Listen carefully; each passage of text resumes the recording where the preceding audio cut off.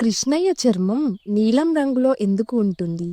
మీలో ఎవరికైనా ఇలాంటి సందేహం వచ్చిందా? అయితే ఇది వినండి.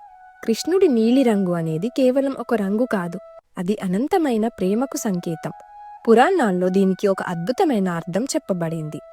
ఆకాశాన్ని చూడండి, అది నీలంగా ఉంటుంది. సముద్రాన్ని చూడండి, అది కూడా నీలంగానే కనిపిస్తుంది. ఎందుకంటే అవి అపారమైనవి, అంతులేనివి.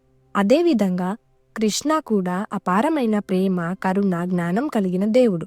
కృష్ణుడు కేవలం ఒక వ్యక్తి కాదు, అతను అంతులేని విశ్వాన్ని సూచించే తత్వం.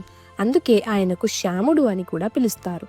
ఇంకో అందమైన భావం ఏమిటంటే, కృష్ణుడు అందరి బాధలను, కష్టాలను తనలోకి తీసుకుని భక్తులకు ఆనందాన్ని ఇచ్చే దేవుడు.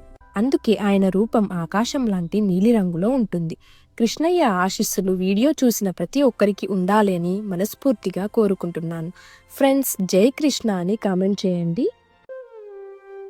ఇంతవరకు చూసారు కదా, వీడియోకి ఒక చిన్న లైక్ ఇవ్వండి.